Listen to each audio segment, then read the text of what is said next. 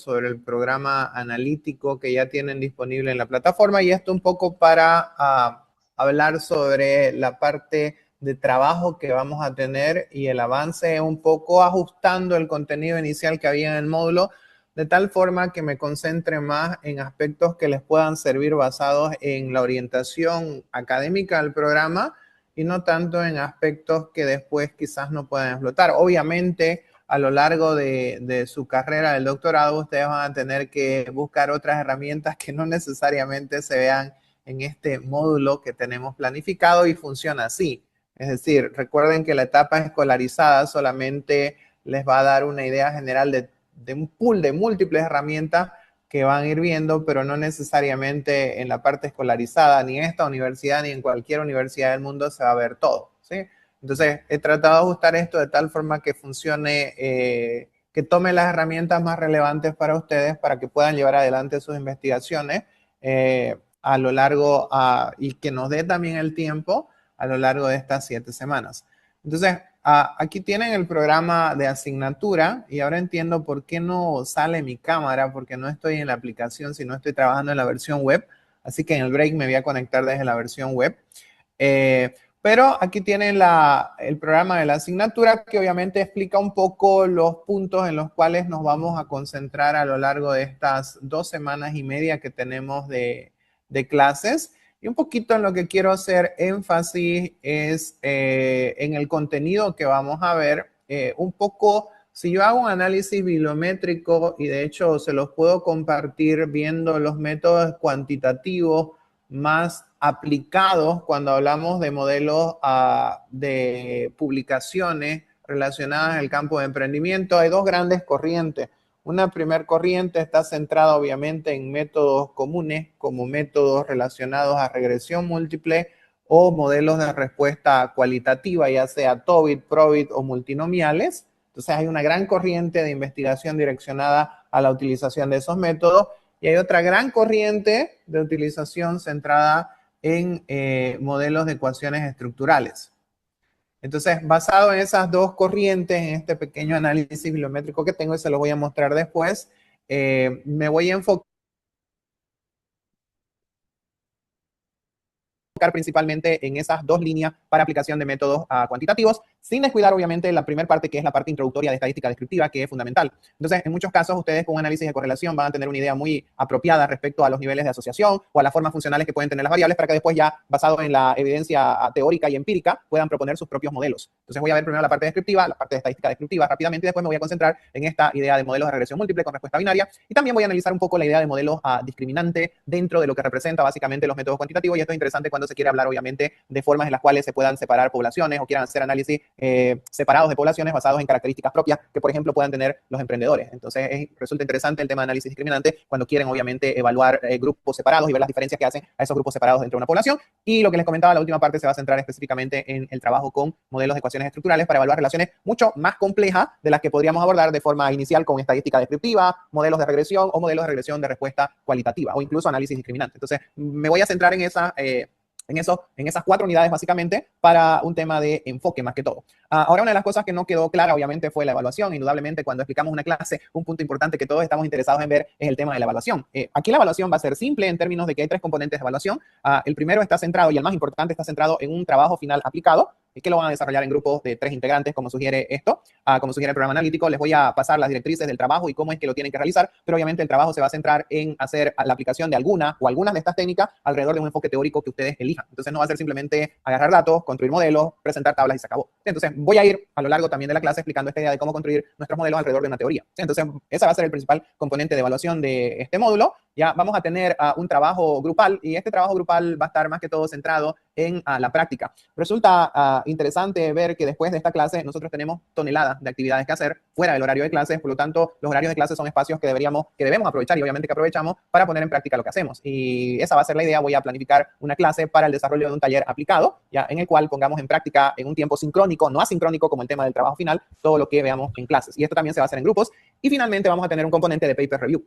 Los paper reviews básicamente implican, y perdón, es que no sé por qué no sale mi cámara, así que voy a venirme acá y voy a desconectar esto. Como ustedes tienen la presentación, como tienen, perdón, el programa analítico, no hay mucho problema, prefiero estar ahí que pueda verme también.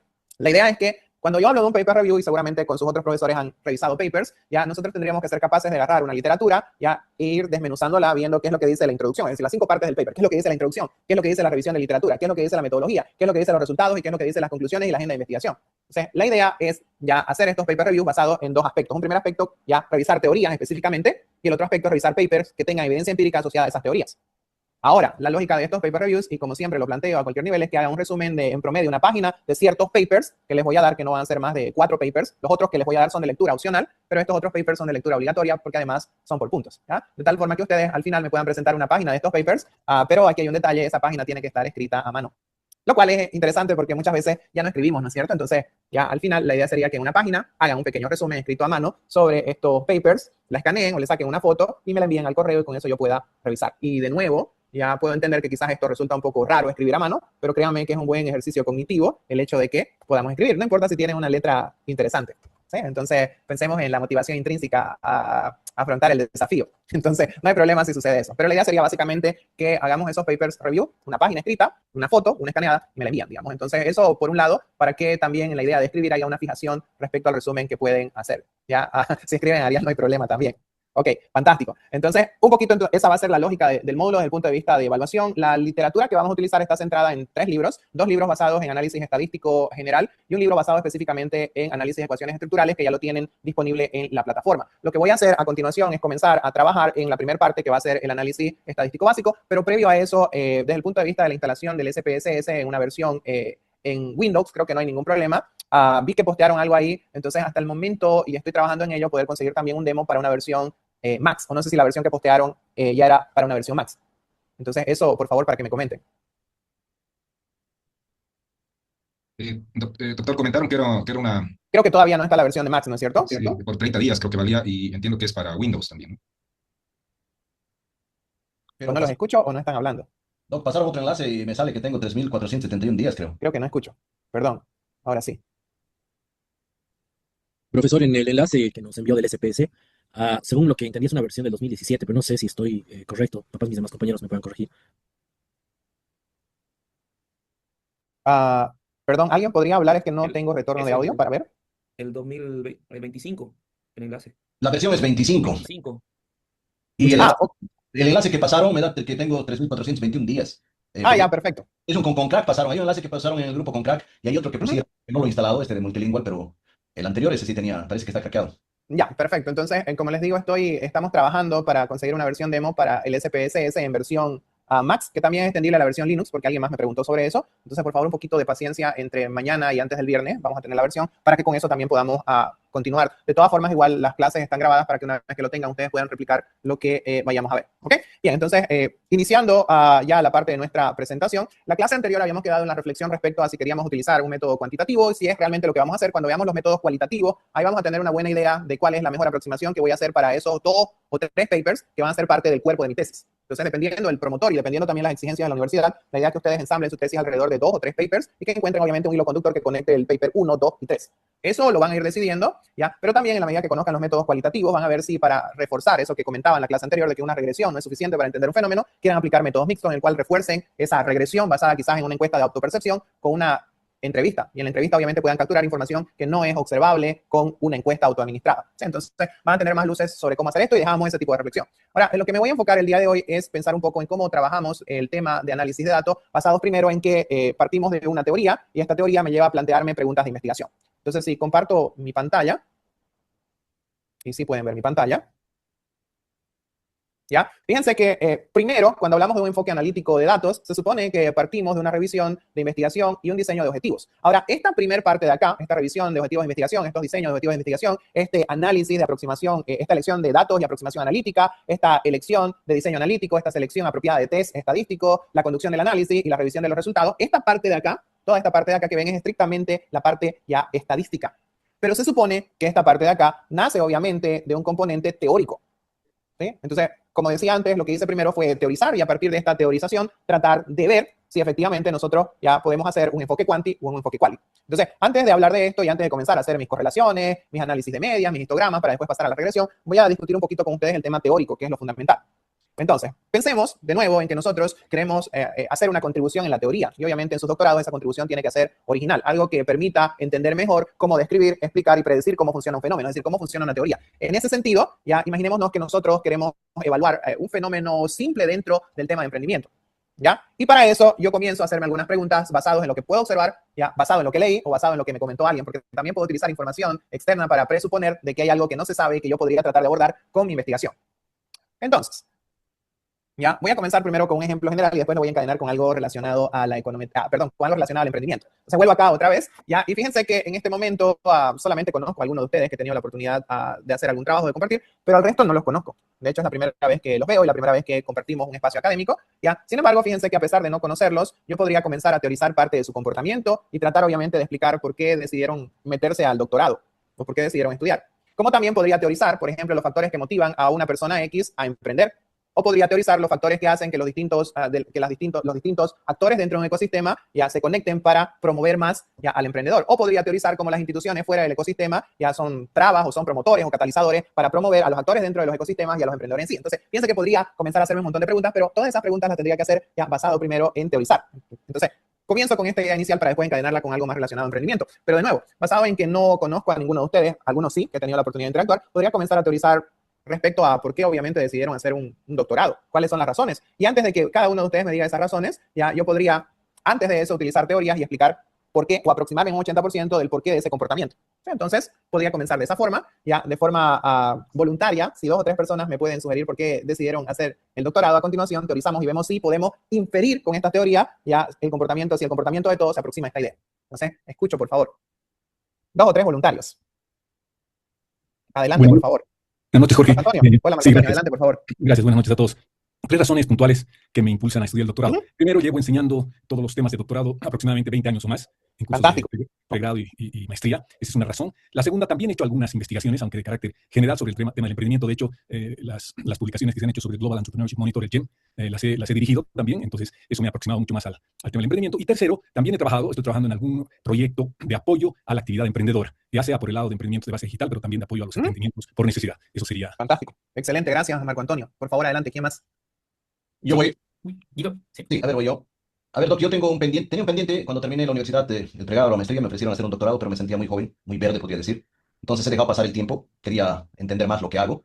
Yo me dedico mucho a la ciberseguridad, temas tecnológicos, entonces ya en esta época que ha explosionado, he visto que hay mucho emprendimiento relacionado con tecnología, entonces pienso que puedo aportar más. Y he tomado el de innovación, estaba entre escoger innovación o ir por el lado del doctorado en ingeniería, pero creo que dije ya suficiente de habilidades duras, vamos por el otro lado. Entonces he decidido apoyar más con la experiencia de casi 27 años que tengo de experiencia laboral en ciberseguridad, pero a este otro lado, a la innovación y a los emprendimientos relacionados con tecnología. Por eso he tomado el doctorado. Fantástico, gracias, Guido. Adelante, una persona más, por favor. Listo. Buenas noches, Jorge. Buenas noches, colegas. En mi caso, el tema del doctorado, primero, el tema del aprendizaje, aprender, renovar conocimientos, reaprender, por decirlo así también, que es algo que me apasiona mucho. Lo segundo, el tema de emprendimiento, es algo que me gusta mucho y lo voy a trabajar con emprendedores de diversos sectores y es algo que he venido buscando seguir ampliando. Y el tercero es comenzar a investigar. Para mí es sumamente importante, entonces ese sería el tercer puntual. Gracias.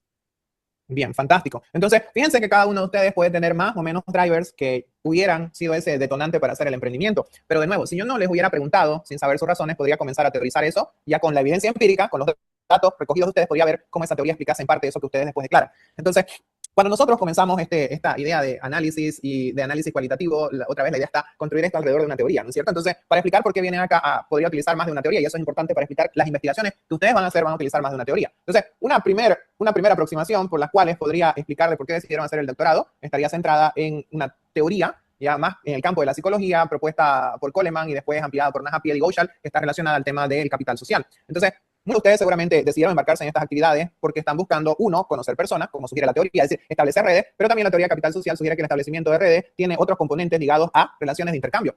Entonces, lo más probable es que a partir de este doctorado ustedes construyan un capital social interesante entre compañeros que más adelante les permita hacer conexiones de intercambio. Qué sé yo, quizás ya Marco Antonio más adelante pueda trabajar con Guido en términos de proyectos de seguridad centrados en promover ya beneficios a las comunidades a las cuales apunta, o en todo caso, Ricardo quizás pueda trabajar con Daniel en temas ligados a academia o en temas ligados a industria. Entonces, una de las ideas principales por las cuales nosotros nos embarcamos en componentes relacionados a escolaridad como este es porque queremos conocer personas y ampliar nuestras redes, basados en la idea de intercambios futuros.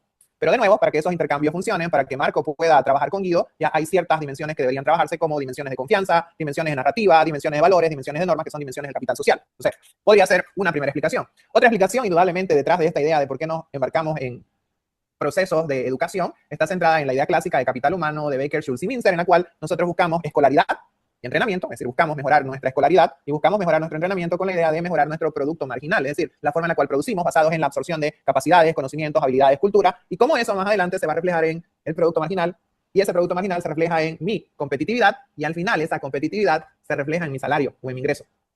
Ojo que eso puede ser parte, no necesariamente aplica acá, pero la idea es que los individuos nos embarcamos en este tipo de actividades de escolaridad como esto, porque obviamente queremos mejorar nuestro producto marginal, y mejorando ese producto marginal, mejoramos ya nuestra competitividad y eso tiene un efecto inmediato sobre nuestro ingreso, sobre nuestro salario. Entonces quizás con las competencias que yo tengo o adquiera acá, voy a ser capaz de presentar mejores proyectos que me lleven obviamente a grants de financiamiento y en consecuencia pueda tener mejores oportunidades de llevar soluciones a comunidades. O acceder quizás a otro tipo de recursos a los cuales no voy a acceder si no me embarco en estas actividades de escolaridad o entrenamiento. Entonces, otro driver alrededor de esta razón está centrada también quizás en ese capital humano. Dos teorías, capital humano, capital social. Podría utilizar también una tercera teoría un poco más romántica que las anteriores y de hecho es la que nos enseñan en nuestras clases introductorias de management, que está centrada en la teoría de necesidades de Abraham Maslow. Entonces, ¿qué tal si nosotros estamos buscando dentro de estos procesos ubicarnos en la cúspide de la pirámide, en los cuales nosotros buscamos, y digo romántica porque en cierta parte es, quizás buscamos, uno, reconocimiento y dos, autorrealización? Entonces, es un driver válido totalmente, entonces quizás parte de esa explicación se centra en promedio en que estamos buscando eso en nuestro círculo o en nuestras redes sociales. Y no me refiero a mi Facebook, ¿no es cierto? Sino me refiero a mi red social, básicamente. Entonces puede ser que estemos buscando ese reconocimiento o esa autorrealización, pero recuerden que dentro de la teoría de necesidades Maslow, ya el reconocimiento y la autorrealización tienen un componente temporal. Entonces no voy a estar pensando en que durante 5 años me van a decir felicidades por el doctorado, o yo voy a estar tranquilo o realizado porque ya conseguí el doctorado. Al final, los humanos tendemos a siempre buscar más y siempre vamos a querer más reconocimiento y más autorrealización y esto me va a llevar a ese reconocimiento y a esa autorrealización, pero temporal. Entonces, fíjense, 3 teorías que podrían explicar las razones por las cuales están acá. Podría utilizar otra, quizás la teoría de comportamiento prosocial o de la de prosocial behavior, la cual sugiere que los individuos nos embarcamos en distintas actividades porque lo que queremos de alguna forma es contribuir con nuestra comunidad a partir de poder llevar soluciones. También podría ser otro driver, y de hecho escuché a Marco Antonio que sugería que él ayuda efectivamente a emprendedores de necesidad o emprendedores de base tecnológica, y lo que él quiere con esto es apoyar de mejor forma a llevar soluciones a la parte de emprendimiento, no tanto buscando en que lo reconozcan, sino obviamente en el nivel de escalamiento y desempeño que tengan estas comunidades. Entonces, 4 teorías que pueden ir aportando o pueden ir explicando de alguna forma las razones por las cuales ustedes están acá. Entonces, quizás antes de comenzar metiendo la encuesta y, a ver, díganme, de 1 a 10, ¿por qué eligió la Universidad Católica? De 1 a 10, ¿está contento? O sea, se dan cuenta, ¿no es cierto? Entonces, teorizo y después de teorizar ya comienzo a armar mis hipótesis y mis ideas. Entonces, basados en esas 4 teorías, hay otras, obviamente, podría utilizar la teoría también de Bandura, de autoeficacia, que de hecho la voy a mencionar enseguida, en la cual ustedes, basando en su capacidad interna o confiando en su capacidad interna, van a ser capaces de alcanzar este objetivo. Por lo tanto, esa es una razón. El haber confiado en su capacidad interna para llevar adelante este desafío, ya también podría explicar las razones por las cuales ustedes están acá. Entonces, sin tomar en cuenta Bandura y pensando en esas 4 teorías que les mencioné, ¿qué tanto explico las razones de por qué ustedes están acá? ¿Me acerco a algo o estoy totalmente alejado de esas razones en promedio? Ustedes me comentarán.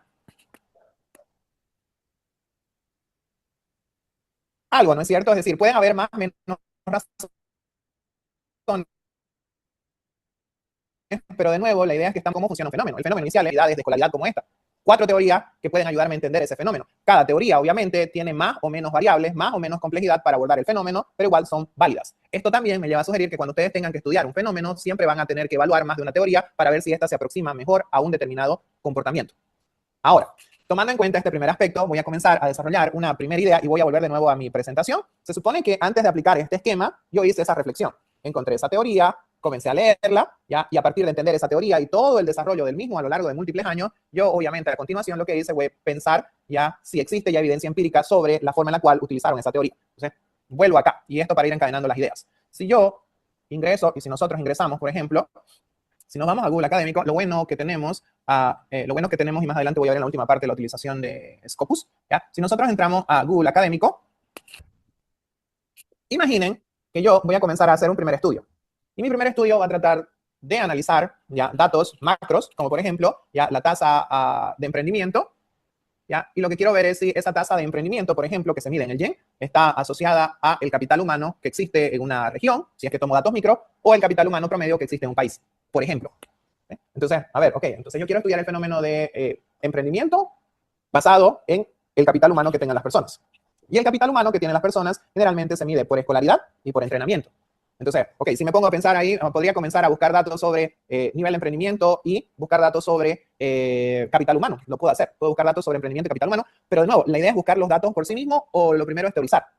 O sea, si voy ahí, ya tendría que primero pensar en una teoría que me permita entender cómo el capital humano, es decir, las capacidades, habilidades, actitudes, cultura que tienen las personas, inciden sobre el nivel de emprendimiento que tengan de forma individual a un nivel micro o que tengan de forma agregada a un nivel de país. Para eso, ya lo primero que hay que hacer, y hablando desde el punto de vista de cómo esto lo casamos después con investigación, es, ok, vamos al core. Primero vamos a ver la teoría, quién propone esa teoría o qué hace esa teoría, y después de eso, obviamente, comencemos a hablar. Ahora, aquí hay múltiples factores, indudablemente está el uso de la IA, y ustedes en la IA podrían tratar de plantear o podrían preguntar teorías que les ayuden a explicar el fenómeno asociado a educación y emprendimiento. Entonces, si ustedes hacen una búsqueda rápida ahorita y generan un prompt, y quiero que lo hagan por favor respecto a teoría, que me podría ayudar a entender el fenómeno de educación, perdón, el fenómeno de capital humano y emprendimiento, ¿a qué teorías podrían ayudarnos? A continuación, la IA, independientemente del motor que utilice, va a generar una lista de teorías y dentro del prompt coloquen por favor el autor, que se llama la teoría, que sugiera la teoría, el autor y que sugiera el paper donde la teoría se presenta. Entonces, a ver, hagamos ese primer ejercicio, cosa que vamos encadenando la idea de teoría y a partir de eso los datos es lo de menos acá. ¿Qué teorías podría utilizar para estudiar el fenómeno de emprendimiento, nivel de emprendimiento y capital humano? La tasa de éxito, tal vez, del emprendimiento versus el capital humano de los emprendedores, en todo caso. Ya, pero la pregunta es, ¿qué teoría utilizo para estudiar el fenómeno? Entonces, fíjense que ahí el fenómeno es el emprendimiento per se, no necesariamente el capital humano. Sí, Juan Carlos. Gracias, Jorge. A mí me ha salido para estudiar emprendimiento y capital humano, puedes utilizar teorías clave de economía y administración, entre ellas de capital humano, Becker, Schultz, explica Mincer. que la educación, la salud, la formación aumenta la productividad, la teoría de las habilidades de la SER, propone que los emprendedores son generalistas, y teorías del emprendimiento, teoría de la alerta del entrepreneur de Kirchner, el enfoque basado en recursos y capacidades, De Barney, Reserve View. Exacto, y la teoría de capital social y humano de Bourdieu. Ya, ok, fantástico. Marco Antonio. No te escuchamos. Perdón, uno que vimos ya en el curso anterior de Shane Venkataraman, la promesa del emprendimiento. Ya, fantástico. Puede ser una. Sí, y los otros coincido con el otro, ¿no? Pero este era uno. Fantástico, puede ser una. Hay otros, obviamente, clásicos. Uno de ellos es súper interesante relacionado a esto, porque de nuevo, quiero entender o quiero tratar de entender el por qué las personas emprenden basados en el capital humano. Entonces, recuerden que la aproximación puede venir por la parte del emprendimiento per se o por la parte del capital humano per se en términos de la teoría. Entonces, si voy por la parte del emprendimiento, podría utilizar esa teoría, pero también podría utilizar otra teoría, que es la teoría de McMullen, que es la teoría de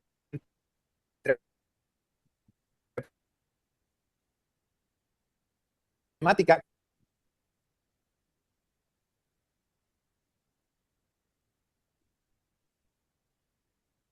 Va. ¿Se fue el audio? ¿Solo yo dejé de escuchar o también el resto? Sí, no se escucha. Eso quedó, Congelado.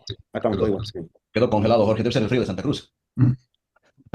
No estamos congelando aquí, pero creo que en Oruro y Potosí están peor. ¿Han visto esos fotos? Perdón, La me paz fui. también. Ya está. Aquí está súper frío, por si acaso, aquí en Santa Cruz. Así, recontra frío. Sí, Ok, perdón, ahora sí. no sé dónde se cortó.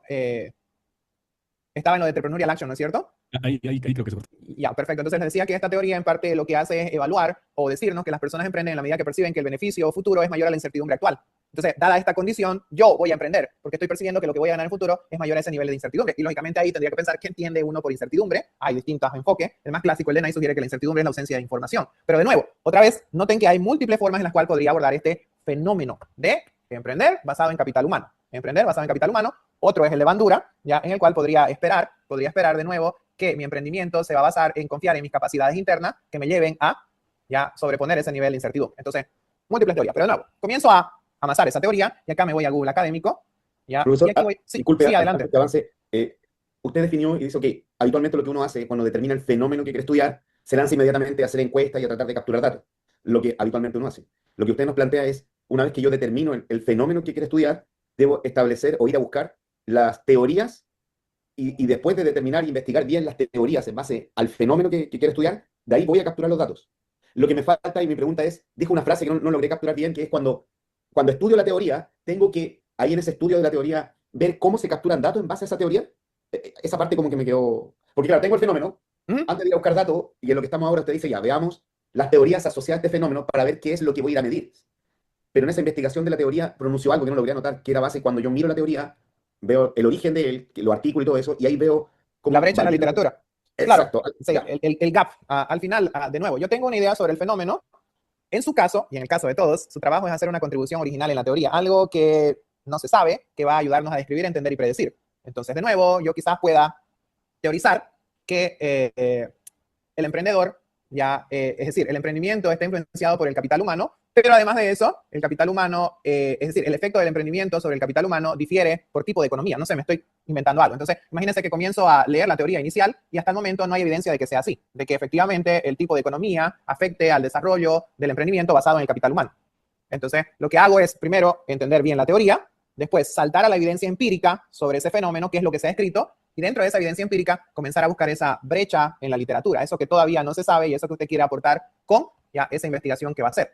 Ahora, ese es el camino cuando quiero hacer análisis cuantitativo, porque de nuevo, no puedo pensar en, ok, quiero medir el consumo basado en el ingreso y para eso voy a preguntar cuánto consumen las personas, cuánto es el ingreso de las personas. Se supone que debería entender bien cómo funciona el fenómeno, primero desde un punto de vista teórico y después de eso ver cuál es la forma más apropiada de medir ese consumo. ¿Será que es un consumo agregado? ¿Será que es un consumo temporal? ¿Será que es un consumo por tipo de producto? ¿Será que ese ingreso es permanente? ¿Será que ese ingreso es temporal? Eso solamente lo voy a ser capaz de ver en la medida que yo conozca bien la teoría y toda la evidencia empírica que se desarrolló a partir de ese primer postulado. ¿Cómo hago eso? Leyendo. Perdón, alguien más quería preguntar. Henry, creo. Oh, Marco Antonio, no sé. Sí, doctor, buenas noches. A ver, entonces, doctor, el punto de partida es, obviamente, que nuestro tema de investigación que tengamos, el conocer la teoría. A partir del conocimiento de la teoría, el segundo paso sería la observación del fenómeno o los datos en el campo que queremos investigar, identificando variables que estén relacionadas entre sí. Tal vez más claro, identificar una variable dependiente y las variables independientes, que me va a permitir, a través de la recopilación de datos estadísticos, ya construir un modelo, ¿no es cierto? Estadístico, econométrico, etcétera. Más o menos serían esos dos pasos. Observación, inducción, tal vez. Claro, esa sería la etapa inicial. De nuevo, cuando nosotros hacemos investigación, lo primero es pensar en teorizar el fenómeno más que ponerme a levantar datos. Ahora, de que puedo tener los datos y a partir de los datos buscar qué teoría se ajusta, sí se puede hacer. Pero en realidad la idea inicial es partir de definir un fenómeno, buscar una teoría que me permita explicar, describir y predecir ese fenómeno y a partir de eso tratar de encontrar evidencia empírica, es decir, otros estudios que se hubieran encargado ya de ver qué variables, qué factores, qué constructos pueden ayudarme a demostrar esa teoría o a demostrar la investigación que tengo. ¿Sí? Entonces, a diferencia de lo que pensaría, una clase tradicional de estadística es, tomen los datos, probemos correlaciones, dependencias, causalidades, y ya está, digamos, analicemos y veamos dónde calza esto. ¿En qué lo puedo utilizar? Bueno, en realidad no funciona así cuando nosotros estamos haciendo investigación. Y de hecho, el hacer este camino debería ahorrarle más tiempo que lanzarse y comenzar a levantar variables que después ni siquiera puedan utilizar. Entonces, tendríamos que pensar en esa aproximación. Marco Antonio. Sí, siguiendo eso nuevamente en la secuencia, me interesaba ubicar bien la parte que mencionaba Jorge, el momento en que uno teoriza. Me queda claro que la primera parte es analizar la teoría existente sobre el fenómeno que uno quiere analizar como idea general. Después también mencionaste saltar a la evidencia empírica, ¿no? Sí. Y entonces ahí encontrar el gap, fruto de esos dos elementos, encontrar el gap de investigación, y en ese encontrar el gap de investigación entiendo yo que es donde hago la teorización mía. Sí, exactamente. Ahí es donde yo contribuyo a entender mejor ese fenómeno bajo ese marco general llamado capital social, llamado prosocial behavior, llamado la teoría que sea. Entonces, en realidad, sus investigaciones pueden tener dos matices. Uno, que propongan algo nuevo, una teoría nueva, o que propongan algo que complemente de forma original a la teoría general. Y aquí quiero dar un ejemplo interesante sobre esto. No tiene que ver con emprendimiento, pero explica de forma muy puntual esa idea, por si acaso. Entonces, me vengo acá. Esto les va a gustar mucho a los financistas, ¿ya? Y aquí, por ejemplo, yo puedo hablar sobre esto general. No se ve tu pantalla, Jorge. Mil disculpas. Como les digo, ok, en 2 minutos, en 3 minutos tenemos el break y me voy a cambiar de explorador porque no me gusta cómo se ve así. Les muestro este ejemplo y tenemos el break. Entonces, a ver, les quiero mostrar esta idea. Mire, ya, yo si quiero estudiar inversiones y elección de las personas para invertir, voy a buscar un enfoque teórico. Y aquí podría comenzar con el puntapié inicial de lo que convirtió a las finanzas en ciencias, que es la teoría de portfolio selection de Markowitz. Ahora, esta teoría es de 1952. Estamos hablando de más de 74 años de desarrollo empírico basado en esto, empírico y teórico. 74 años, un montón. Ahora, fíjense que las personas han ido construyendo ya formas de describir, explicar y predecir mejor cómo las personas eligen invertir basado en tomar en cuenta el riesgo y el rendimiento de los activos. Ahora, Markowitz en su paper, ya, y si lo leemos el paper, parte de una idea muy simple. No lo tengo acá, lo tengo en mi Mendeley. No sé por qué no me apareció acá, pero voy a abrir mi Mendeley rápidamente. Otra cosa fundamental, seguramente ya vieron, tienen que manejar Mendeley, Matinet, Tanda y Tunda en todo su programa doctoral, pero así, ¿ya? Entonces, importantísimo que manejen su gestor de metadatos, ya sea Mendeley, Zotero o el que sus profesores les sugieran, por favor. Es súper importante.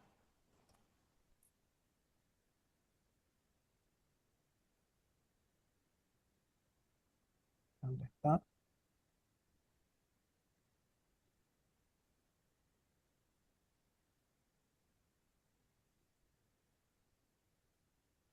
¿Qué es esto?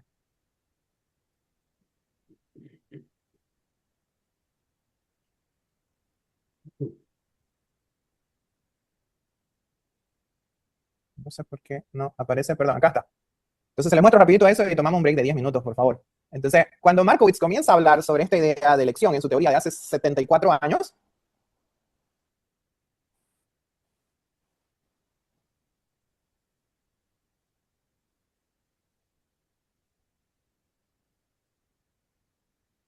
A ver, una vez más, si no, tomamos el break y descargo el paper y se lo... Ok, ya, no importa, pero a ver, rapidísimo. Cuando comienza a hablar, dice, para elegir activos tenemos que basarnos en dos cosas.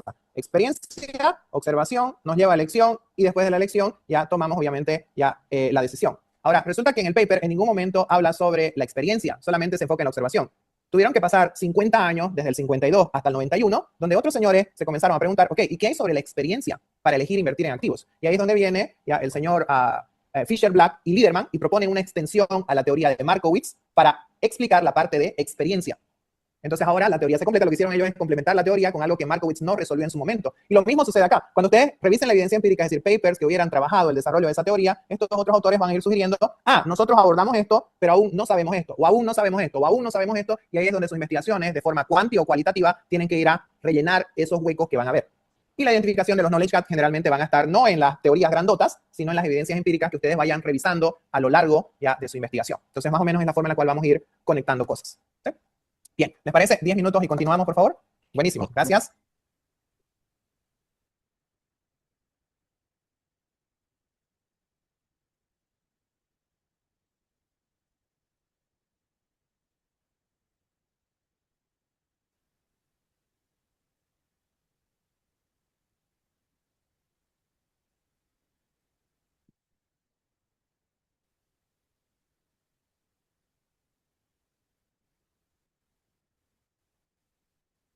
Pantalla, ahora sí. Content, screen share. Perfecto, ahora sí se ve. Perfecto, entonces la idea ahora es pensar cómo a partir de tener esa teoría, ya a partir de haber revisado esa evidencia empírica, ya nosotros nos aproximamos a una brecha en la literatura y cómo a partir también de haber revisado esa evidencia empírica, nosotros aterrizamos sobre el método más apropiado para tratar de resolver esa brecha en la literatura.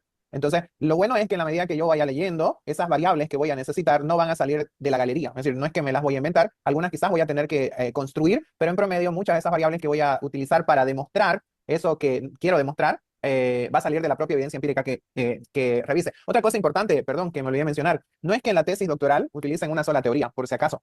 Como cada paper que escriban va a tratar de encadenarse a resolver un problema mayor basado en un hilo conductor, no necesariamente va a ser la misma teoría para esos 3 capítulos. Es decir, van a haber teorías diferentes que utilicen para el cuerpo de esa tesis. Entonces, eso es algo que también tienen que ir explorando y en la medida que vaya pasando el tiempo, créanme que van a ser muy proficientes en manejar más de una teoría. Entonces, no es que es la misma teoría para toda la tesis, no va a ser así, porque la forma en la cual ustedes aborden los problemas para resolver algo más grande se va a centrar en encontrar una teoría y después conectar esas partes de la investigación doctoral. ¿Ok? Bien, entonces, dicho esto, vamos a comenzar a hacer una primera aplicación basada en esa idea inicial que yo había mencionado. Entonces, imaginemos, tenemos 22 personas, sé que algunos de ustedes no tienen SPSS en este momento, así que la idea es que trabaje de forma tentativa haciendo algunas aplicaciones ahora, discutiendo cómo esto me ayuda a ir a través de la teoría y a partir de eso, obviamente, tener la full práctica ya, esperando con todos, teniendo el software para el día viernes. Entonces, voy a enfocarme en algunos aspectos que sí me interesa explorar bastante hoy. Ok. Por simplicidad, yo les pasé, en la plataforma tienen una base de datos y la podemos ver. Esta base de datos que les pasé y que está en la plataforma, está database. Qué raro, no la tengo acá. A ver, denme un segundo, por favor. Ahorita comparto mi pantalla. No sé por qué no la tengo ahí, pero sí les pasé una base de datos que está en la plataforma. Déjenme que entre rapidísimo acá. Datos. Sí, acá está. Datos.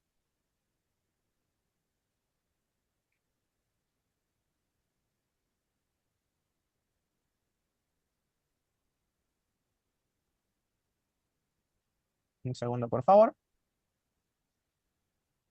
Ok, copio esto. Muy bien. Y después copio el otro archivo.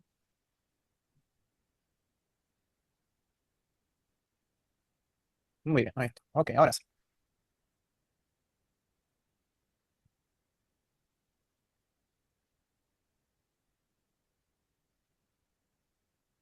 Comparto nuevamente toda mi pantalla. Y ahora sí. Ok, entonces tienes en la plataforma esta base de datos, ya está en SPSS directamente. Ahora, con la tecnología que existe el día de hoy, resulta muy fácil levantar datos utilizando, obviamente, alguna plataforma. ya, que se tenga para obviamente el levantamiento de información. Entonces es bastante flexible poder levantar la información con las tecnologías que tenemos. Ahora, inicialmente pensaría que esa información también la podría levantar en un formato de texto o un formato de Excel, pero con la tecnología que hay directamente se puede exportar a un formato que sea trabajable, ya sea una extensión en Stata, en MATLAB, ya en Minitab, en Evius, en lo que quieran. En este caso, como había sugerido, la herramienta que vamos a utilizar es SPSS. Un poquito de descripción de estos datos y cómo lo voy a encadenar después con su interés, que es principalmente el tema de emprendimiento. Ok, fíjense la información asociada a estas observaciones, ya, en las cuales tienen un conjunto de variables. Ahora, obviamente, nuestro público está centrado en educadores y también en gente que está en la industria. Entonces, tenemos una combinación de educadores y tenemos una combinación de gente que está en la industria. Este ejemplo se centra un poco en el contexto académico, pero después el mismo ejemplo lo voy a llevar a un contexto relacionado al tema de emprendimiento. Entonces, una de las primeras cosas que a nosotros en educación nos interesa estudiar se centra obviamente en el desempeño académico. Y el desempeño académico es una variable compleja, sin embargo, de forma simple, generalmente como universidad medimos ese desempeño académico como una nota final. Sabemos que el desempeño académico va mucho más allá de una nota final, pero en términos generales lo que se registra en un sistema es un número. Entonces, es la forma en la cual tenemos para evaluar el desempeño académico y no siempre ese desempeño académico se ve reflejado en la nota. ¿Ya? Ahora, este ejemplo como tal, ya, fíjense que toma en cuenta factores que pueden hacer a ese desempeño académico, ¿ya? Y ahorita les voy a mostrar cómo estos datos tampoco salen así, sino que obedecen obviamente a una teoría y evidencia empírica, ¿ya? Entonces, ya tenemos datos como el PPA, los cuales están en función de estas distintas variables, ¿ya? Sin embargo, la pregunta es, ok, ¿y qué con eso? Entonces, si yo comienzo a buscar, supongan que el fenómeno es simple, el fenómeno es rendimiento académico. Ese es mi fenómeno. ¿Ya? Yo quiero ver cómo el rendimiento académico ya en la universidad cambia. Y ese es el fenómeno como tal. Quiero estudiar, fíjense que lo estoy dando de una forma muy plana. Quiero ver simplemente cómo cambia el rendimiento académico en la universidad. Porque es de mi área de interés. Como ustedes también podrían estar interesados en evaluar cómo se mueven los ecosistemas dentro de sus regiones, cuál es el efecto de la innovación en el desarrollo de nuevas empresas, cuál es el efecto de las competencias que dan las incubadoras, aceleradoras o intermediarios en desarrollar más emprendimientos, etc. Pero el fenómeno es puntual. El fenómeno es variación del rendimiento académico. Ahora, la pregunta que viene acá es, ¿cómo evalúo eso? ¿Ya? De nuevo, la idea sería, ok, tendríamos que comenzar primero teorizando y buscando alguna forma en la cual expliquemos cómo ese rendimiento académico cambia. Para eso, ya, yo podría pensar en varias formas en las cuales pudiese evaluar factores internos del individuo o factores externos asociados obviamente ya a la institución, porque al final el rendimiento académico es una combinación de factores internos del individuo como también de factores asociados a la propia institución. Ahora, aquí la pregunta es, ¿qué abordaje se va a dar? ¿Factores internos, factores externos o una combinación de ambos? Y también cuando ustedes estén en ese nivel, tienen que ver cómo van a abordar ese fenómeno. A un nivel macro, a un nivel micro, a un nivel meso, ¿cuál va a ser la forma de abordar el fenómeno? Ahora, noten que acá ya se están evaluando factores externos como también factores internos. ¿Ya? Un factor interno, por ejemplo, ya está representado por ya la cantidad total de nota que el estudiante obtuvo en el colegio. Entonces la pregunta, ¿y por qué es un factor interno? Si yo me pongo a pensar, ya, y ahorita voy a mostrar la teoría, si yo me pongo a pensar, ¿será que la nota del colegio afecta a la nota en la universidad? Para las personas que están en el campo académico, ¿qué podrían comentarme? Aló, Siempre creo. yo creo que sí, por eso a veces las propias universidades dan beca a la excelencia que haya tenido en los estudios escolares, por ejemplo. Podría pensar que Sí, efectivamente existe un efecto de transmisión de hábitos de estudios, de práctica y de cultura que se arrastra del colegio y se transmite a la universidad. Por lo tanto, se espera en promedio que personas con altas notas en colegio, en promedio de nuevo, lo hagan así de bien en la universidad. Entonces hay un efecto de transmisión y sí, ese es un factor interno porque obviamente es algo que el estudiante fue construyendo. Ahora, un factor externo, por ejemplo, podría ser el tamaño de las clases a las cuales el estudiante se matricula. ¿Será que el tamaño de una clase puede afectar en promedio al rendimiento académico? ¿Será que una clase que está constituida por 10 estudiantes ya va a afectar al rendimiento de una clase que es magistral con 100 estudiantes? Probablemente sí, ¿no es cierto? Mientras en la primera parte quizás se tenga un trabajo más personalizado ya, y más enfocado al estudiante A, B y C. En una clase magistral el profe es plano, plano, plano, porque esa es la naturaleza obviamente de esa clase y así es como está diseñada. Entonces, fíjense que hay factores internos y hay factores externos. Y lo mismo va a suceder cuando ustedes comiencen a evaluar su fenómeno ya, y comiencen a ver la teoría, se van a dar cuenta de que hay que pensar cómo abordo esto. ¿Sí? En este caso, ¿cómo abordo el rendimiento académico? ¿Desde el punto de vista interno de lo que es el estudiante o desde el punto de vista externo al estudiante? Lo mismo. Si el foco de estudio es cómo cambia la actitud emprendedora, la pregunta es, ¿quiero estudiar cómo cambia la actitud emprendedora desde la naturaleza del propio emprendedor o desde los incentivos externos que hacen que esa actitud cambie? Entonces, si me pongo a pensar, ok, quiero estudiar desde ya la parte interna. Ok, entonces si hablo de la parte interna, tendría que estudiar quizás el nivel de motivación que tenga el emprendedor, por ejemplo, o quizás tendría que estudiar el nivel de aversión, ya propensión o indiferencia al riesgo que tenga el emprendedor, por ejemplo, podría estudiar el capital humano que posea el emprendedor, por ejemplo, interno, interno, interno, y el foco solamente puede ser interno, variables internas. O por otro lado, podría estudiar ya esa propensión basado en factores externos. Ok, ¿será que las instituciones y el rol de las instituciones afecta a esa propensión de emprender? Posiblemente sí. Entonces, ok, entonces vamos a estudiar los factores externos. ¿Será que en economías donde hay más empleo, factor externo, hay más o menos emprendimiento? Entonces, fíjense que ahí nuevamente, otra vez, si voy estrictamente a la teoría, saber esa teoría previamente me va a llevar a ese punto de reflexión. ¿Cuál va a ser el foco de análisis inicial? ¿Va a ser una cuestión interna o una cuestión externa? Si es una interna, hay un montón de variables. Si es externa, hay muchas variables también. ¿Ya puedo combinar ambas? Posiblemente sí, pero tengo que estar seguros de esa forma de combinación. Y otra vez, no voy a ser capaz de hacer esa reflexión si es que previamente no conozco la teoría y simplemente comienzo a preguntar, ok, ¿de qué depende que yo consuma? De mi ingreso, de mis ahorros, de mis preferencias y nada más. No, hay un montón de factores y lo mismo sucede acá. Entonces, si yo me pongo a evaluar este primer ejemplo que voy a ver ahora y el día viernes ya con todos voy a hacer un ejemplo con datos del GEM, ya si yo me pongo a ver este primer ejemplo, ya yo podría tratar de primero describir algunos factores asociados a este fenómeno centrados obviamente en cierto nivel de teoría. Entonces, si yo reviso la teoría, y ahora sí me voy a la teoría, ya, yo puedo utilizar una teoría de competencia para explicar el desempeño académico. ¿Sí? Entonces, si yo utilizo esta teoría de competencias, perdón, mi internet está pésimo ahora. Ya debería haber cargado. Starlink. Ideal. Ahora, fíjense que este paper no está disponible. Lo más probable es que tenga que utilizar o el sitio pago que tengo en la universidad o utilizar alguna aproximación pirata para extraerlo, que seguramente ya les sugirieron cuál podría ser, ¿no es cierto? Entonces, como esto está siendo grabado, les pasaré el enlace por el grupo, por si acaso. Ok, de todas formas, yo podría comenzar evaluando esta teoría de estándar de competencia para entender bien cómo las personas van desarrollando competencias en la medida que obviamente se van enrolando en actividades y cómo estas competencias les permiten alcanzar objetivos y cómo estos objetivos están ligados a un rendimiento académico, a un PPA. Entonces, podría utilizar esta teoría y a partir de esta teoría podría buscar evidencia empírica. Entonces, si comienzo a buscar evidencia empírica, podría buscar aquí GPA.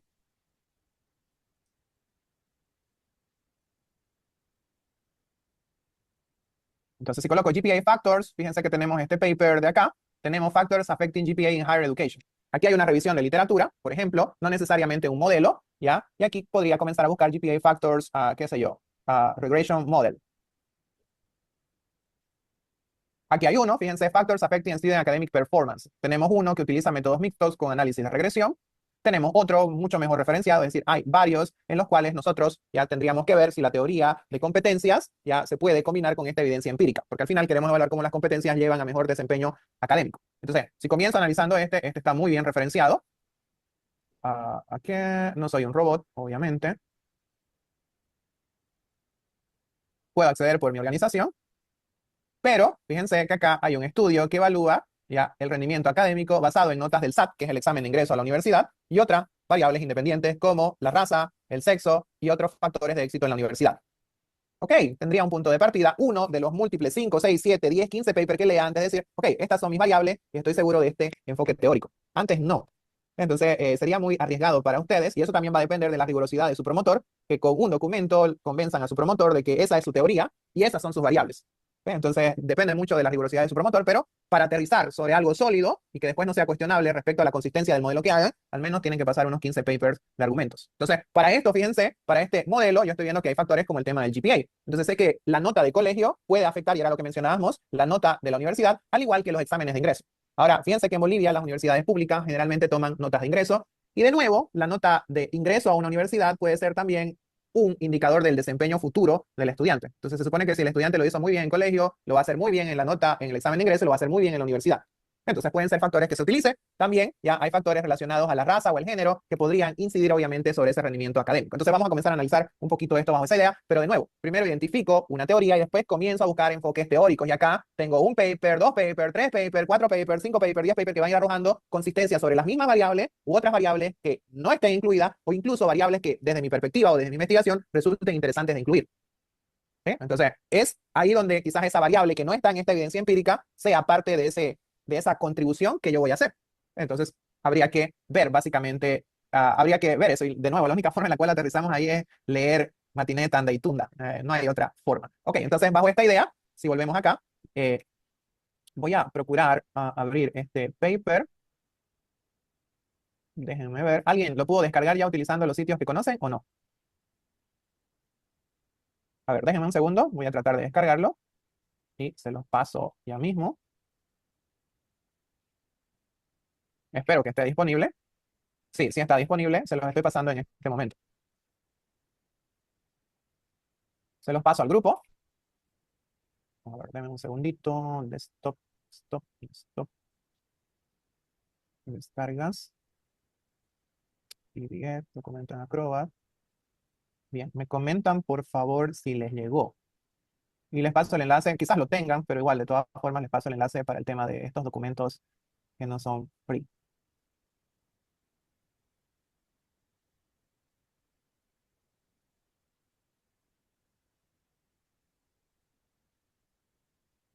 ¿Les llegó el paper? Sí, ¿no? Positivo. Buenísimo. Entonces, a ver, evaluemos el paper. Si yo veo el paper, y déjenme que comparta de nuevo mi pantalla.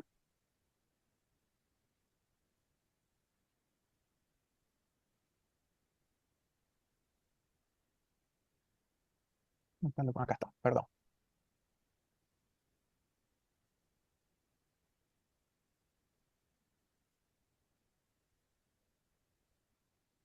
Bien, ahí está.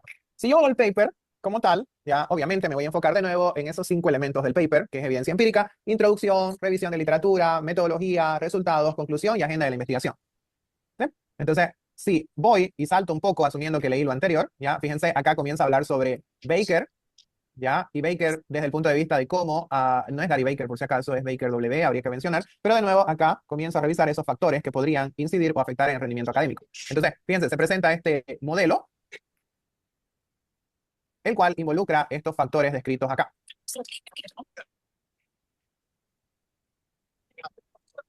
Acá está, fíjense, ya tienen la variable promedio académico, que es el GPA. Fíjense que además de eso tienen esta variable PC-Rank, que es una variable percentil, es decir, es un nivel de rendimiento, el PC-Rank. Tienen la nota de colegio, la nota de la universidad, perdón, tienen el examen de ingreso, tienen si la persona es femenina blanca, si la persona es no blanca, ya como tal, hombre, no blanca, mujer. Entonces, ok, hay varios factores sociodemográficos relacionados al tema de rendimiento académico, pero de nuevo, esto es lo que dice este señor. La pregunta es, ¿qué dicen otros? ¿Hay consenso, hay convergencia, hay divergencia sobre lo que puede afectar el rendimiento académico? Y ahí es de nuevo donde ustedes con la revisión de varias literatura van a entrar a ver qué variables son comunes, qué variables convergen. No sé quién tiene su micrófono abierto. Ok, ¿qué variables convergen y qué variables obviamente no hay? O incluso ustedes ahí viendo esto, ok, no se ha estudiado quizás el efecto urbano de procedencia de colegio urbano o rural, o si el estudiante vive en la ciudad, o si vive en el campo, o si el estudiante viene de un colegio público, privado, por si acaso todo eso ya se incluyó, pero simplemente estoy sugiriendo, ya no se ha estudiado estos efectos, o no se ha estudiado el efecto de la cultura, ya no se ha estudiado, por ejemplo, cuál es la cultura, o si tiene raíces en otra cultura diferente al contexto, si viene ya de otro tipo de cultura, ¿será que eso afecta? Entonces, en la medida que vaya leyendo literatura, yo puedo ir hilando esas posibles brechas que pueda abordar, como también ya podría tratar de ver si el autor de hecho sugiere algún gap que yo pueda abordar, es decir, algo que hasta el momento ya no hubiera o no hubiera incluido. Entonces, si leo esto, ya acá, however, since students in many colleges and programs are required to take course principal economics, our sample is drawn from their university community and provides a fair representation. Ok, una de las limitaciones que menciona es la falta de generalización. Como esto es específico, y eso es otro tema importante de sus investigaciones, esto es específicamente para esta muestra, para este espacio temporal. Entonces, quizás ampliar esta investigación sería hacer algo mucho más transversal, no solamente en este estado, sino expandirse en otros estados para ver si los resultados son similares o si los resultados son diferentes. Quizás en estados, en este caso, más conservadores, políticamente hablando, menos conservadores, no sé, pero noten que acá ya voy comenzando a preguntarme qué más podría aumentar en mi investigación que me permita entender mejor este fenómeno específicamente. ¿Sí? Ok, entonces, dicho esto, igual volviendo nuevamente acá, una de las cosas que principalmente van a encontrar en cualquier estudio cuantitativo, en cualquiera, ya es que se comienza básicamente con análisis descriptivo. Todos los estudios iniciales, todos los estudios con enfoque cuantitativo que ustedes vean, siempre van a comenzar con análisis descriptivo, ¿ya? Del fenómeno. ¿Sí? Siempre. Una media, una desviación estándar, un mínimo, un máximo. Y desde un punto de vista de resumen estadístico, esto es más que suficiente. No interesa conocer más, a no ser que quizás les interese hacer comparaciones en estas variables y quieran incluir un concepto como coeficiente de variación para ver si estas dispersiones son realmente diferentes. Pero como las unidades de medida y la naturaleza de las variables son diferentes, pues no hay comparación. Entonces, con esta estadística es más que suficiente. Eso por un lado. Entonces ahorita vamos a crear una tabla estadística. Por otro lado, otro factor que siempre interesa cuando hacen en la parte descriptiva es básicamente ver el comportamiento de las variables de manera visual, ya sea a través de, por ejemplo, histogramas, dependiendo si quieren ver la distribución de la variable, o sea, de forma simple, mostrando la composición de la muestra. ¿Sí? Entonces fíjense que acá se muestra la composición de la muestra. Esta es la composición de la muestra basado en género, hombres blancos, mujeres, ya hombres no blancos, mujeres no blancas, y aquí el nivel de estudio: freshman, primer año; sophomore, segundo año; junior, tercer año; y seniors, cuarto año, que son en las universidades norteamericanas. Y después, obviamente, el área de concentración, si la persona está en negocios, en artes, en ciencias o en ingeniería. Entonces, esto, fíjense, simplemente es la composición de la muestra. Sin embargo, me da una idea de cómo está conformada esa muestra que levanté, más allá del tamaño, por si acaso. Más allá del tamaño, esta es simplemente la composición ya de la muestra. acá lo que tengo, de nuevo, es la distribución de notas. Fíjense, tengo una distribución de notas por grado, ya, percentiles, ya, por cuartiles, perdón.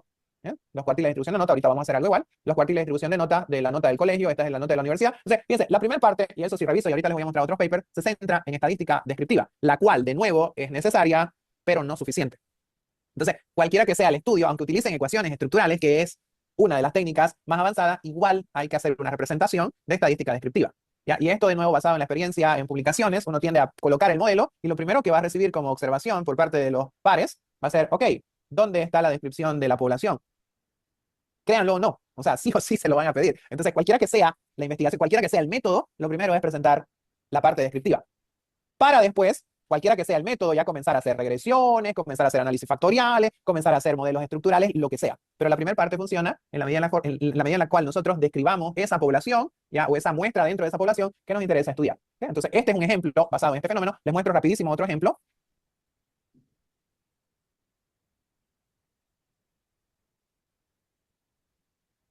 Si me vengo de nuevo acá.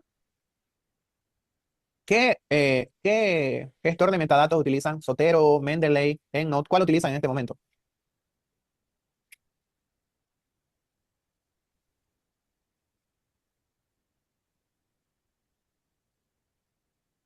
¿O no utilizan todavía?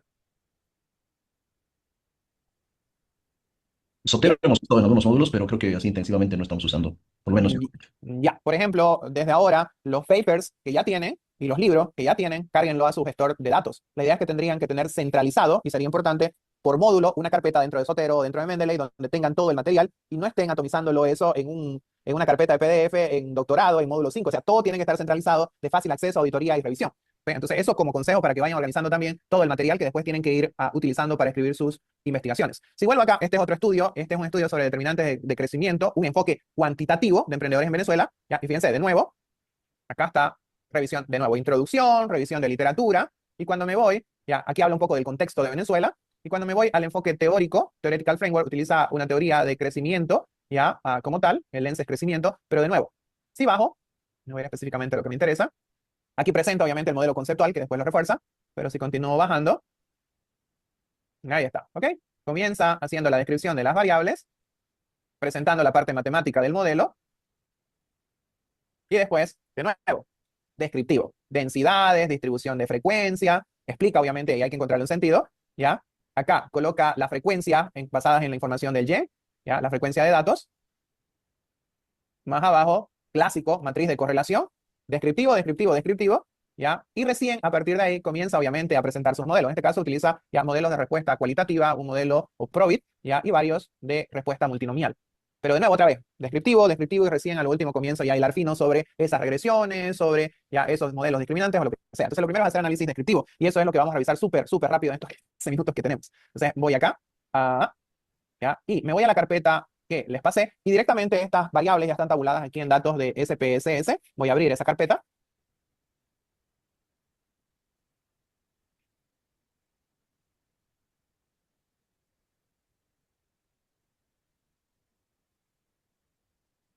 ¿Ok?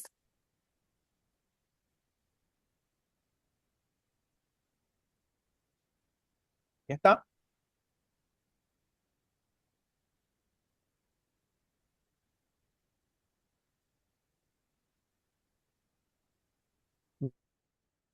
Datos que vamos a manejar del Gen. Obviamente les voy a mostrar cómo entrar, cómo descargarla. Sin embargo, lo que voy a hacer es filtrarla para enfocarme específicamente en lo que nos interesa. Ya van a tener la base de datos original y la base de datos filtrada de tal forma que no, por el volumen de datos que implica, que no sea demasiado, digamos, y solamente nos trabajemos en lo que nos interesa. ¿Okay? O sea, para este ejemplo de estadística descriptiva que puede funcionar para cualquier fenómeno, básicamente voy a hacer solamente dos aplicaciones. Lo primero, resulta que vimos en la teoría que las capacidades, la teoría de capacidades pueden afectar directamente en las actividades que haga y en consecuencia en los resultados que obtenga desempeño académico. Vimos con evidencia empírica que hay factores que afectan a ese desempeño académico, como por ejemplo, factores asociados a ya las notas, ya el PPA, ya, y factores como por ejemplo el género.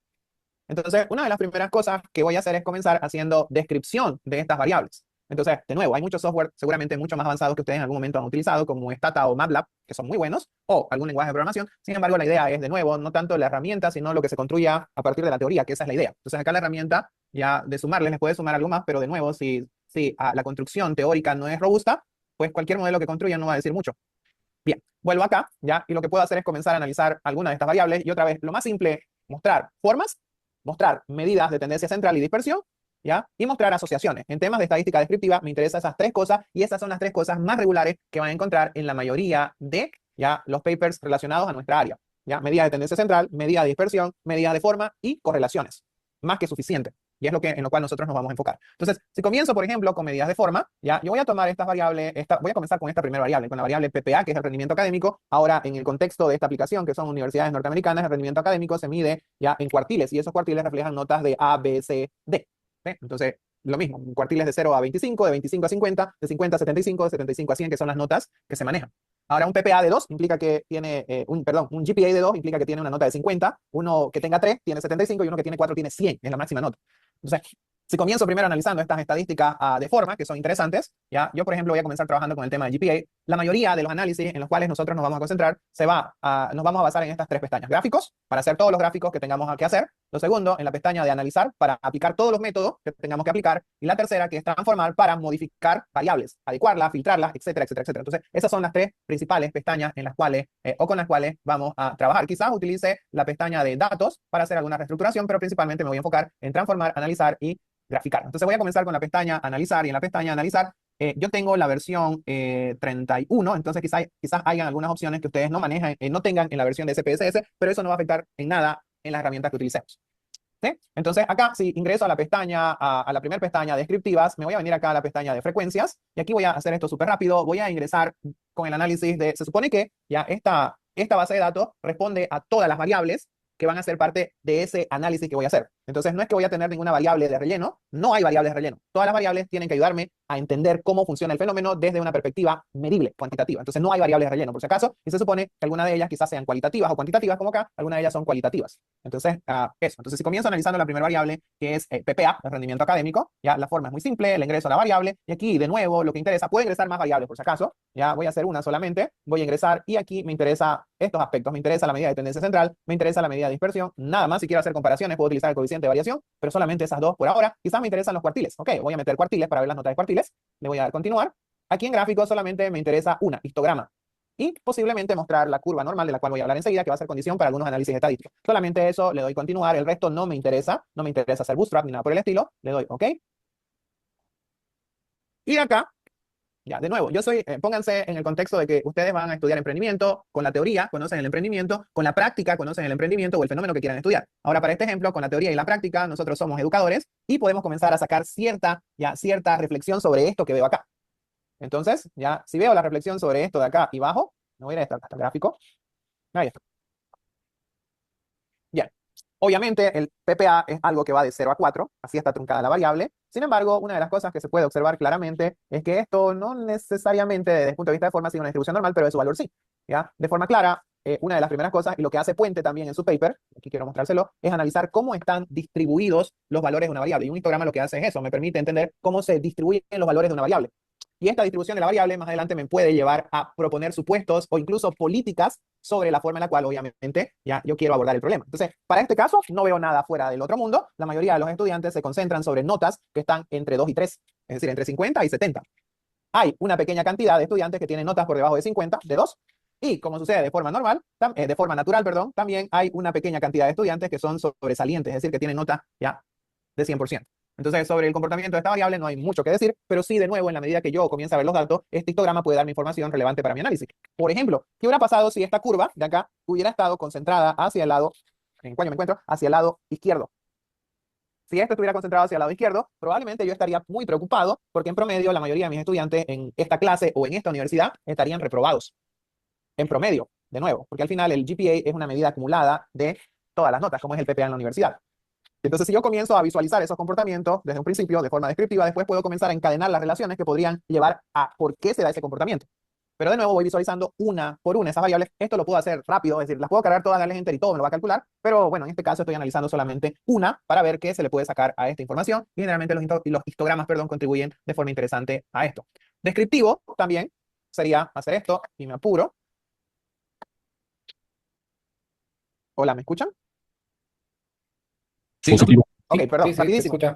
Rapidísimo. Descriptivo también podría ser esto, data. De nuevo, me voy acá a Lo bueno es que puedo utilizar de nuevo cuadro de diálogos recientes, frecuencias, y aquí no quiero nota promedio, también la puedo dejar. Ya, quiero género.